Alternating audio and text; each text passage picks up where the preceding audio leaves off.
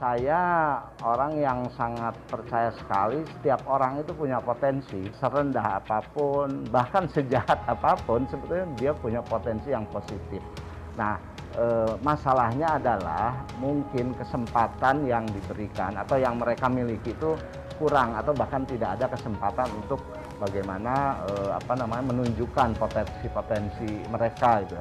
Nah, kita buktikan di sini di Kumala ini. Ya juga yang didapetin, duit dapat gede juga lumayan, tapi saya itu lebih dipandang jadi kayak dihormatin gitu, itu lebih berharga dari segala apa pokoknya, gak ada nilainya lah pokoknya itu. Dipanggil, Pak ini gimana, tiap main ke sana Pak ini gimana, wah luar biasa sekali itu.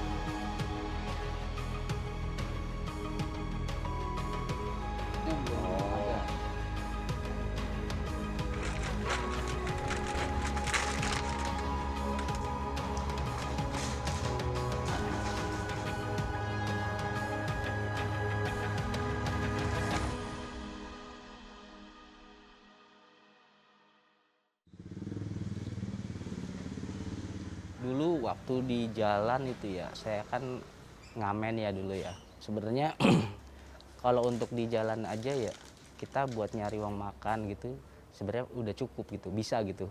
Malah lebih gampang tuh di jalan tuh emang lebih gampang. Cuman resikonya ini kan kita kan kadang-kadang nggak pernah mikirin resiko ya kan. Tau-taunya dapat duit hari ini aja, dapat duit hari ini kayak gitu.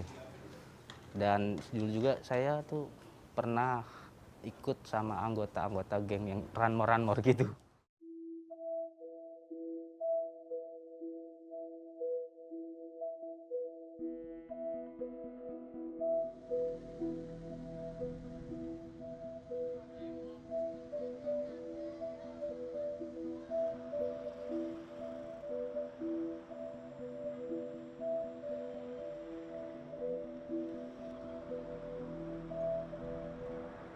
Kaum marginal atau masyarakat marginal, khususnya anak-anak jalanan, sebetulnya mereka bukan pilihan ya untuk mempunyai kondisi kehidupan seperti saat ini.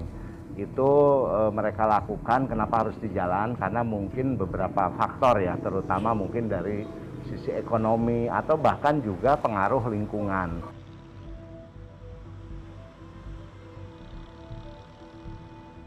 Mereka kenapa sih menilai negatif kepada anak-anak jalanan atau pemulung misalnya, karena kondisi mereka yang terkondisikan, mereka hidup di jalan, melakukan mungkin pekerjaan yang mengganggu sebagian orang gitu ya, misalnya mengganggu ketertiban, mengganggu keindahan kota yang diharapkan kota itu kan indah gemerlap gitu ya. Jelek kalau misal ada mereka menganggap ada orang yang berkegiatan di jalan dengan lusuh, kumuh, berbuat semaunya misalnya. Nah itu mungkin yang menjadikan stigma masyarakat yang masih belum dapat menerima mereka. Nah di sisi lain juga ada mungkin beberapa oknum ya dari mereka itu yang mengaku anak jalanan atau pemulung melakukan tindakan kriminal. Tapi saya yakin ini stigma ini lambat laun bisa kita rubah ya dengan upaya-upaya kita bersama. Banyak melakukan coba-coba itu pada akhirnya jadi sesuatu yang bernilai, bahkan menghasilkan uang. Ini tanya Kang Ipul. Nah makanya kalian daripada bobo gitu ya, mending gerak bikin apa gitu, misalnya di kertas, di daur ulang apa, ini banyak loh. Nah caranya gimana Bang, nggak tahu nih bikin apa. Kalau udah mentok lihat aja di YouTube atau di Pinterest itu.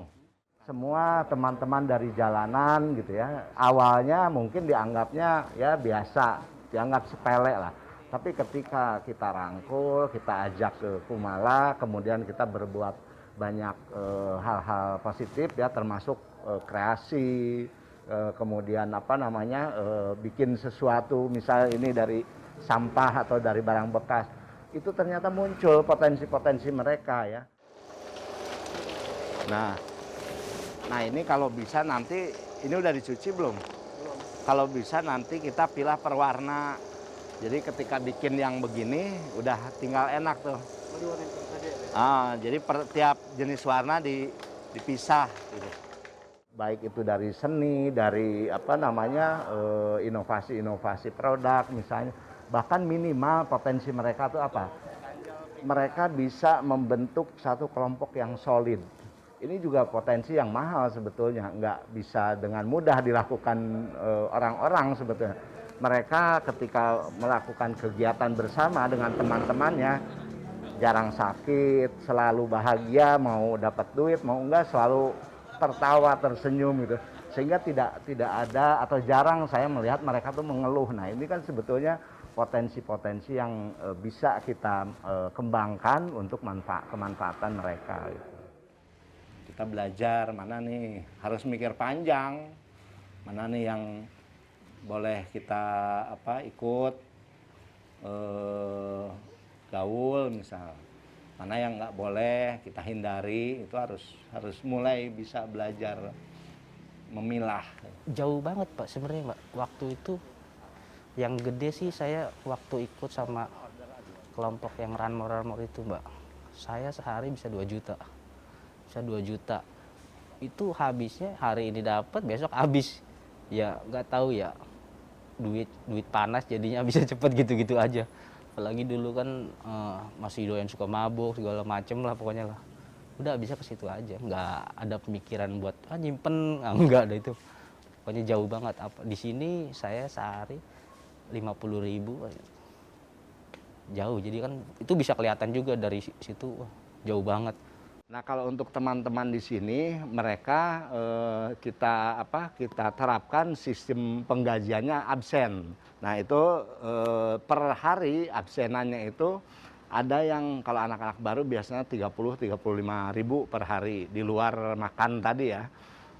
Nah kalau yang lama ada yang 50 bahkan 75 ribu per hari gitu. Itu di luar penghasilan mereka ketika tadi dapat orderan produk, kemudian menjadi trainer di pelatihan-pelatihan dan pemasukan-pemasukan lainnya. Tapi resikonya lebih bahaya di luar. Kalau di sini kan apa sih, nggak ada resiko apa sini mas sebenarnya. Tinggal ngerjain sesuai semaunya gitu. Mau ngerjain apa, yang penting di sini produktif gitu. Itu sulit juga sih Mbak. Apalagi dulu tuh kayak begitu ya, masih mikir duit mulu. Pokoknya hari ini harus dapat duit, Wah itu ngelawannya susah banget itu. Walaupun banyak yang ngajak, ayo udah ikut sini. Tapi saya tetap nggak mau lah.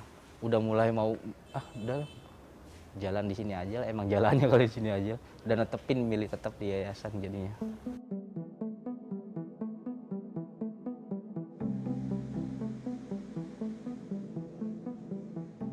Kita tidak menerapkan aturan ketika mereka awal datang. Jadi dibikin nyaman dulu lah istilahnya, dibikin nyaman seolah-olah ini tempat tinggal mereka. Resikonya yaitu kadang kesel gitu ya, kadang udah diberesin, berantakan lagi, kadang punya barang baru hilang gitu ya. Tapi itu resiko-resiko awal. Yang penting adalah kita mencoba terus memberikan kesempatan, memberikan peran kepada mereka sehingga tadi trust dari mereka terus semakin besar buat kita. Nah pada akhirnya mereka memilih tinggal di sini. Banyak Bur. Nah gini nih, Yud, yang gini-gini nanti kumpulin ya, disatuin nama yang banyak itu. Akhirnya mereka tidak selamanya di sini. Kita akan sesuaikan dengan kapasitas, kemampuan dan keinginan, kebutuhan mereka. Kalau ada pekerjaan ini juga sudah kita banyak lakukan. Ada lowongan pekerjaan, kita kasih kesempatan dan mereka bekerja pada akhir. Walaupun resikonya bisnis kita agak turun karena timnya yang berkurang, karena yang bekerja di sini, yang buka usaha di luar misalnya. Tapi itu ya proses di Yayasan Kumala seperti itu. Nah, akhirnya saya berpikir, maaf ya, sampah itu kan kotor, negatif. anak jalanan dianggap sampah masyarakat, min negatif. Saya berpikir kalau min kali min bisa harus jadi plus nih. Nah waktu itu kita sempat berpikir itu, kenapa enggak gitu ya. Nah akhirnya ketika kita berproses, walaupun panjang proses, iya ya sampah bisa jadi emas. Anak-anak jalanan ini bisa jadi emas. Nah itu yang makin lama makin saya saya rasakan. Akhirnya kita kembangkan menjadi satu konsep pemberdayaan.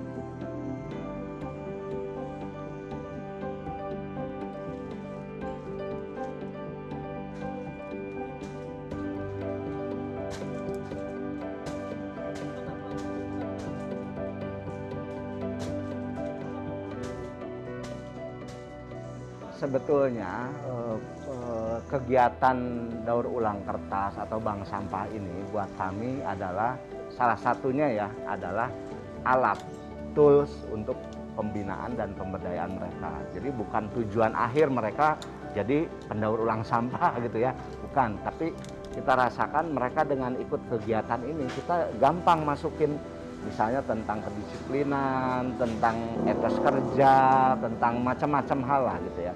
Nah, di sisi lain anak-anak ini merasa nyaman karena ini prosesnya menurut mereka tuh sederhana.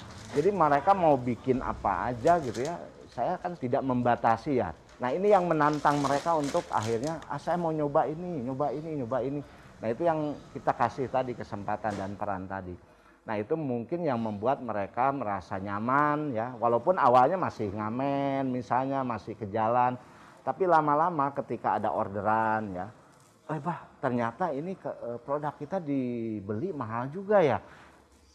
Dia termotivasi lagi.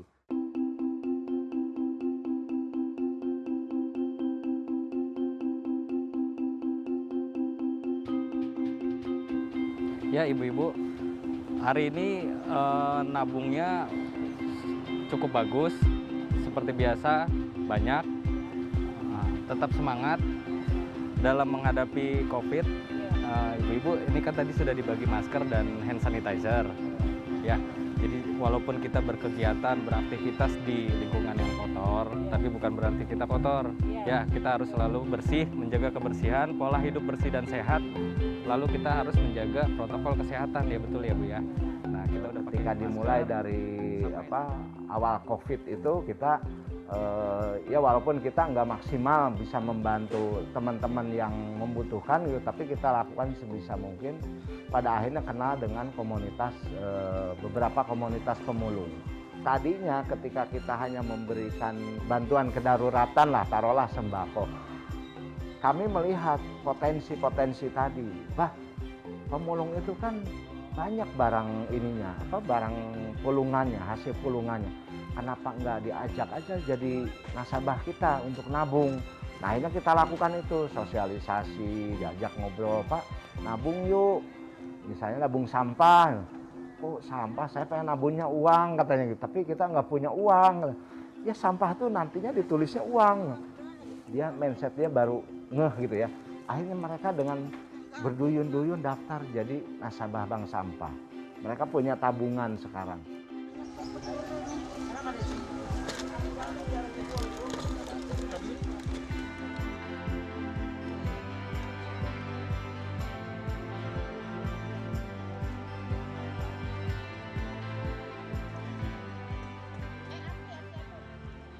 Oh, awalnya ada orang datang ke sini mengajak kerjasama itu bak sampah. Ya, itu waktu itu saya belum tahu kalau itu ternyata dari Yayasan Kumala. Cuma akhirnya dia bilang saya ini dari anggota Yayasan Kumala mengajak ibu-ibu semua yang tinggal di sini untuk bergabung menjadi anggota bak sampah untuk melatih keterampilan kita untuk ke depannya supaya kita nggak mengharap dari mulung. Jadi ada penghasilan lain, nanti dari daur ulang atau mau bikin kerajinan tangan gitu. Mereka yang dari yayasan yang ngajarin kita untuk motivasi supaya kita berubah. Jangan mengharap dari mulung gitu. Jadi kita diajari ilmu dari yayasan gitu, dari Yayasan Kumala. Sebelum kita ketemu sama yayasan, kita nimbang per orang. Nimbang ya kemana aja nimbang, di mana ada lapak buka yang gede ya kita timbang di situ. Karena kita nggak ada yang menampung kan, nggak ada yang mau beli ibaratnya. Jadi kita terpaksa jual di tempat lain. Nah setelah yayasan datang, Yayasan Kumala, alhamdulillah mereka mau bergabung di yayasan, ditimbanglah di yayasan, kita bentuk yayasan. Ya sama teman-teman ngumpul, jadi ibu-ibu yang di sini sepakat semua bergabung mau, ya udah.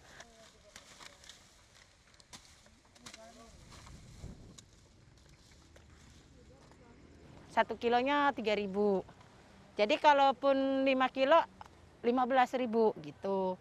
Itunya harganya. Jadi 15.000 dalam 1 minggu ya Bu. Tapi kalau kita kalikan sebulan kan lumayan gitu. Udah 30.000, 60.000 kan. Nah 60 kalau jangka 10 bulan kan 600 ibaratnya. Kan lumayan Bu buat sekolah. Sekarang kan online Bu sekolahnya.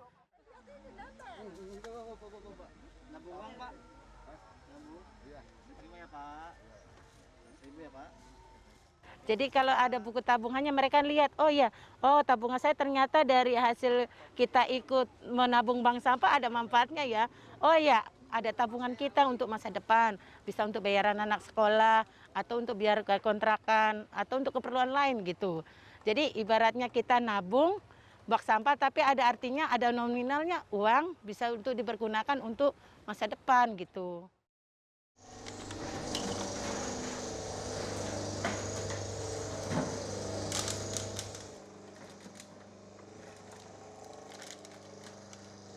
Strateginya begini, kita kadang-kadang kan dapat orderan nih Mbak. Dapat orderan itu kadang-kadang kita nggak bisa ngerjakan semuanya. Baik segi kapasitas produksi maupun waktu pengerjaan. Nah terus kita diskusi ngobrol.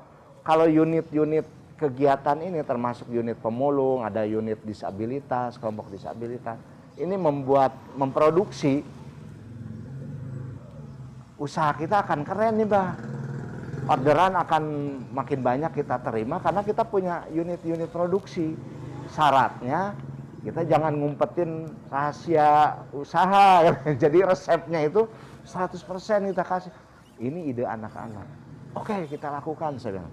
Jadi setiap pelatihan kita 100%. Bahkan misalnya gimana caranya misal kayak tadi kelompok pemulung itu bisa memproduksi sesuai standar pasar kita.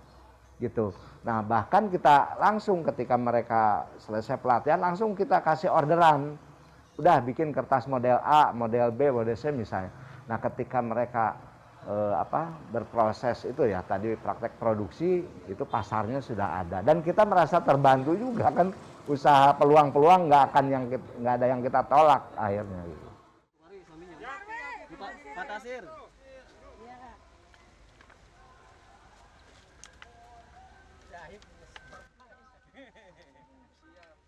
Oke, udah.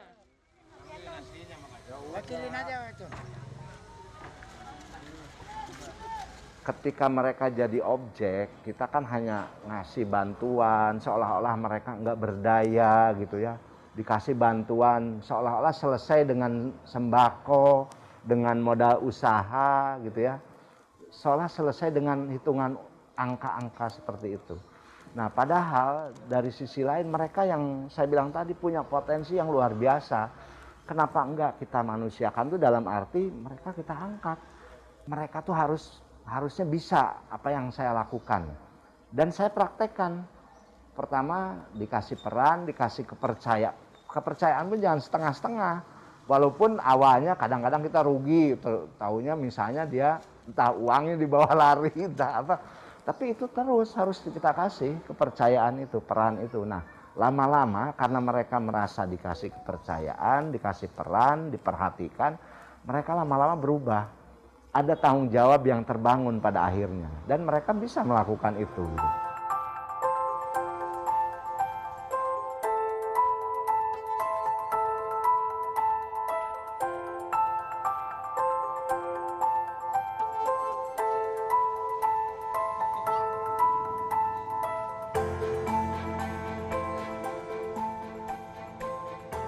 Dampak positifnya ya, saya udah nikah, udah punya 2 anak, udah alhamdulillah banget, itu udah positif banget buat saya pribadi. Saya dinikahin sama abah.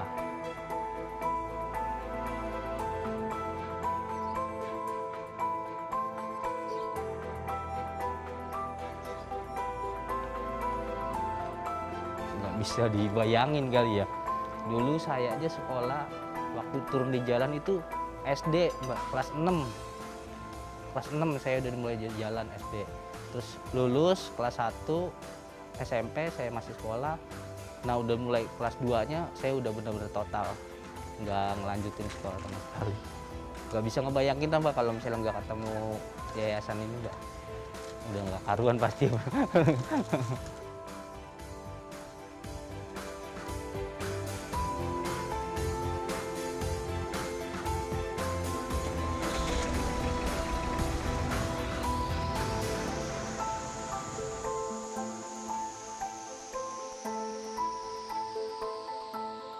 Anak-anak saya atau alumni-alumni dari Kumala ya, yang dimanapun kalian berada, bekerja atau usaha gitu sekarang, ingat kesepakatan kita dulu ya, bahwa kita harus menjadi manfaat buat lingkungan sekitar, dimanapun ya, di tempat kerja, di keluarga, di lingkungan masyarakat, kita harus jadi manfaat. Jangan kita menjadikan atau memanfaatkan orang gitu ya, tapi kita harus memberikan manfaat kepada orang lain seperti itu.